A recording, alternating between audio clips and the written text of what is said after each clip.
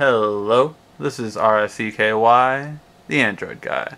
Today I'm going to be going over the GPS navigation for Galaxy players. So I say Galaxy players just because it is both of them. So this will be the same for the 4.2 and the 3.6. So the main important thing to note is, do you have GPS on a Galaxy player? Yes, you do. You technically have GPS on a Galaxy player. Does it work like it does on a phone? Not really. So you don't have all the benefits, but let me go over a couple of things so to make it as good as possible. So first thing, I'm going to go to Google Maps, and I'm going to go to Menu, and then I'm going to go to Settings. Okay. Then you go to Labs, and you highlight pre-cache map areas. So the reason why this is so important is because it will attempt to save as many maps as it can for you in your area. Now here's the thing, this is labs, so it is not a perfect working system.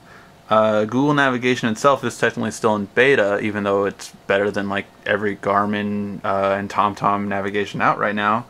It's still in beta, so definitely important to note. The reason why this is so important is because you do not have a 3G or 4G connection at all times, which means you do not have internet, which means you want to get as many maps on your phone as or on your MP3 player rather, so when you're going around that it doesn't cut off on you. Okay, so that's the first step.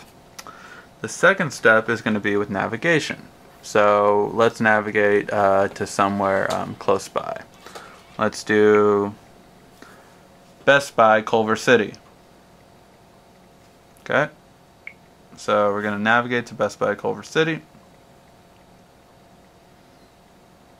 Alright, now it's trying to find the GPS. Southeast on Coolidge Avenue toward Regent Street. Alright, so here's... In 600 feet, turn left onto McLaughlin Avenue. I'm going to turn off the voice guidance there.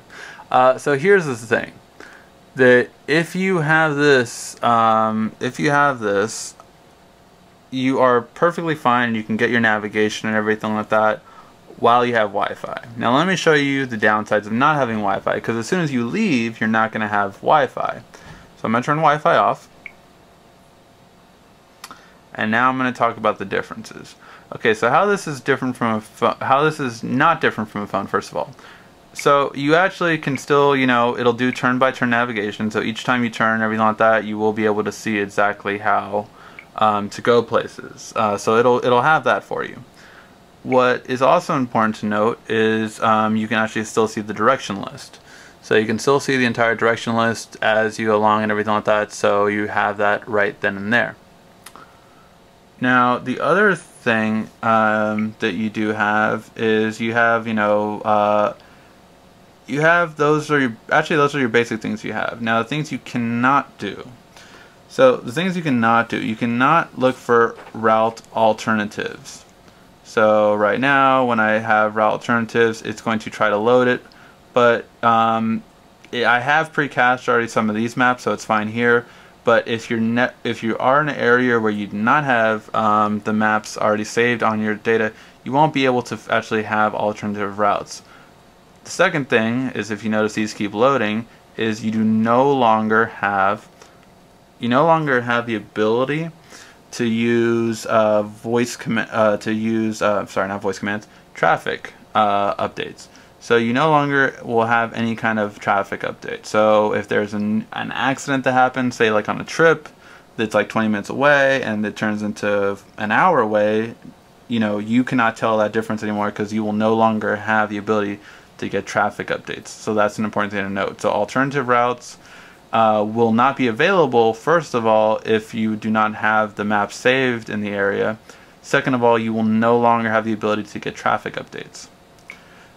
Third, you can't do things like avoid highways and things like that, again, because it will be stuck on this. It will try to update the directions, but it can't, because you no longer have you no longer have any kind of update to give it internet to access those alternatives. So those are some important things you do not have with this GPS. Last thing is layers. Layers, again, unless you save it, layers are pretty good. One layer I always have on is gas stations, and you can add this with Google Places. So if you have Google Places, like I do, which comes free with the Google Maps, Google Places, you can add kind of a set place, like say you want to see where every McDonald's is, or every Starbucks is, or every, whatever kind of place. You can actually add that to Places, and then on your navigation system, you can actually normally put that in your layers and you'll see every one of them. So right here, I don't think any of the layers, yeah, see there's gas stations right here, but again they're not popping up because I have no internet connection. So you lose the ability to have layers, alternative routes. Now the reason why this is so important is because if you use this as your main GPS, and say you go off the wrong course or anything like that and you do not have the map saved to your device, it will not work.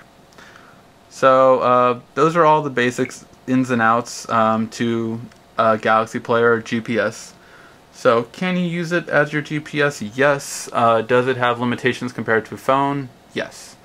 So hope that helps all of you guys out. I know I had a lot of questions on that with the Galaxy Player 3.6. This is the 4.2, exact same principle, nothing else different in terms of the navigation. So take that into account.